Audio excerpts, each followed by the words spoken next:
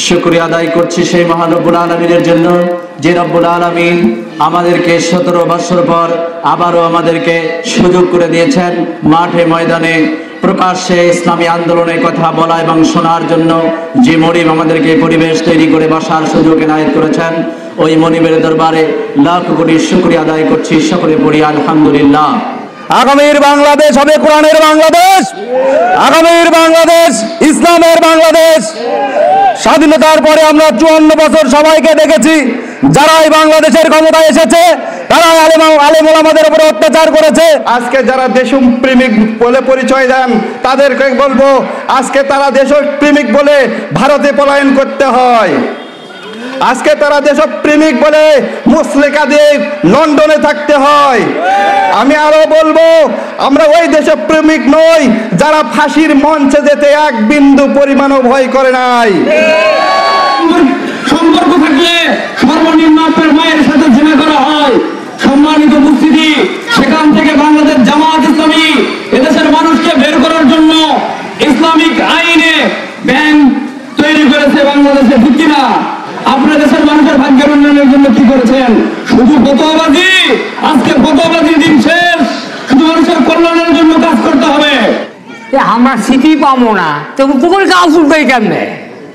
Allergy হচ্ছে। আমরা কম করতে 3 দিন হয় 6টা, তা আমি কালকে করবো পুকুর কাজ উঠবে কেমনে? আমার কথা শুনলে গাছ এই 36 বছর তো আমার কথা কইনি, এখন করছি কে? তাহলে বুঝতে হবে আমরাই উপরে আছি ইনশাল্লাহ। এই বাংলাদেশের যেই কন্ডিশন, এখানে যে অন্যায় অনাচার সৃষ্টি করা হচ্ছে, চাঁদাবাজি, খুন, ধর্ষণ যাদের দ্বারা সৃষ্টি করা হচ্ছে, আপনাদেরকে এটা কাম্য ছিল? আমরা চেয়েছিলাম 5ই আগস্টের পর নতুন একটি বাংলাদেশ, কিন্তু সেই নতুন বাংলাদেশ কিন্তু এখনো নির্মাণ হয়নি। হয়েছে নাকি? আল্লাহ তাআলা কোরআনুল কারিমে বলেছে, আল্লাযীনা আমানু ইউকাতিলুনা ফি সাবিলিল্লাহ, যারা ঈমানদার তারা আল্লাহ তাআলার পক্ষে সংগ্রাম করে, আর যারা কাফের, যারা তাগুতি শক্তি, তারা সংগ্রাম করে শয়তানের আইনকে এই ভূখণ্ড কার্যকর করার জন্য। কথা ঠিক না ব্যাটি? অতএব বাংলাদেশ জামাত ইসলামী তারা চায় আকাশটা যার, জমিনটা তার, আমরা যার, আপনারা যার, সে আল্লাহ রাব্বুল আলামিন যে আমাদেরকে সৃষ্টি করেছে তার সার্বভৌমত্বকে এই ভূখণ্ডে কায়েম করার জন্য বাংলাদেশ জামাত ইসলাম কাজ করে যাচ্ছে। কথা ঠিক না ব্যাটি? আপনারা অবগত আছেন, 1971 সাল থেকে নিয়ে আজ তক পর্যন্ত বাংলার মসনদে যত শাসক এসেছিল, প্রত্যেকটা শাসকই তারা মুসলমান ছিল, নামধারী। কথা ঠিক না ব্যাঠি?